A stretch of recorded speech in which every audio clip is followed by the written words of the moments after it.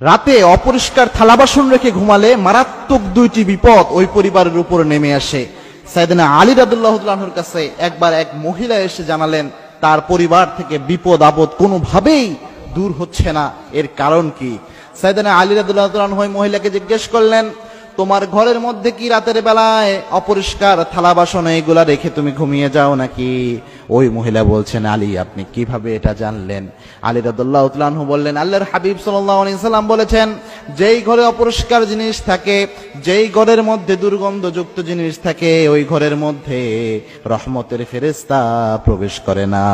আর রহমতের ফেরেশতা যেই জায়গায় প্রবেশ করে না, সেই জায়গায় শয়তান জিন, দুষ্ট জিন প্রবেশ করে। সব নোংরা জিনিসের মধ্যে এই দুষ্ট জিনরা প্রবেশ করে। সুতরাং নিশ্চয়ই তুমি রাতে তোমার ঘরের মধ্যে অপরিষ্কার থালা বাসন রেখে তুমি ঘুমাতে যাও, যার কারণে তোমার ঘর থেকে বিপদ দূর হয় না। কোনো পরিবারে যদি রাতের বেলায় এই অপরিষ্কার থালা বাসন রেখে ঘুমানো হয়, বিশ্বাস করেন দুইটি বিপদ অবশ্যই নেমে আসতে পারে। তার মধ্যে নাম্বার 1 হচ্ছে স্বামী স্ত্রীর মাঝে কলহ, স্বামী স্ত্রীর মাঝে মোহাব্বত না থাকা। এই সমস্যা কিন্তু বর্তমান ম্যাক্সিমাম পরিবারের মধ্যে দেখা যায়। এর কারণ কি? দুষ্ট জিন, এটা তার অন্যতম একটি মিশন। সে স্বামী স্ত্রীর মধ্যে একটা ভালো আন্ডারস্ট্যান্ডিং থাকুক, স্বামী স্ত্রীর মধ্যে একটা মহাব্বতের রিলেশনশিপ থাকুক, এটা দুষ্ট জিন চায় না। এবং কি ইবলিস সমুদ্রের উপর তার আসন গাড়ে, সমুদ্রের উপর আসন গেড়ে কোন জিন কি অপরাধ সারাদিন করেছে, মানুষকে দিয়ে কি অপরাধ করিয়ে নিয়েছে, এই ডাটা কালেকশন করে। কোন দুষ্ট জিন, কোন ইবলিস এসে বলে, আজকে আমি অমুক মানুষকে দিয়ে হত্যা করিয়েছি, কেউ বলে অমুক মানুষকে দিয়ে জেনা করিয়েছি, আবার কেউ বলে অমুক মানুষকে দিয়ে আমি এই অপরাধ করিয়েছি।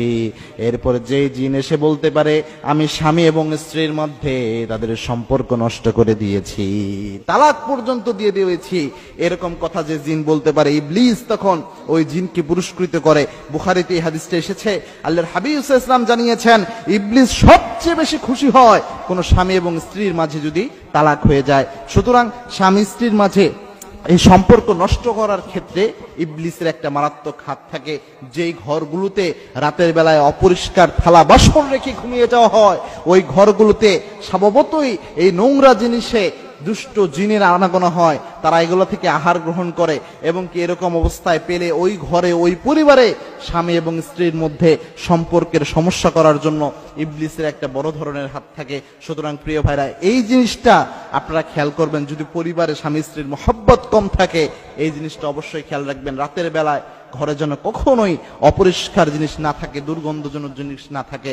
2 নাম্বার যে ক্ষতিটা পরিবারের উপর নেমে আসে, সেটা হচ্ছে ওই পরিবার থেকে বারাকা আল্লাহ রাব্বুল আলামিন উঠিয়ে দেয়। কারণ রহমতের ফেরেশতা যখন আসে না, তখন ওই ঘরের মধ্যে তো বরকত থাকার প্রশ্নই আসে না। এই জন্য আমাদের উচিত হচ্ছে আমাদের বরকত নিয়ে আসার জন্য, ঘরকে বরকতপূর্ণ একটা পরিবেশ দেওয়ার জন্য, রহমতের ফেরেশতা যেন ঘরের মধ্যে আসতে পারে, এরকম পরিবেশ তৈরি করার জন্য আমাদের ঘরকে পরিচ্ছন্ন রাখা, বিশেষত রাতের বেলায় অপরিষ্কার থালা বাসনগুলো আমাদের পরিষ্কার করে এরপরে ঘুমাতে যাওয়া।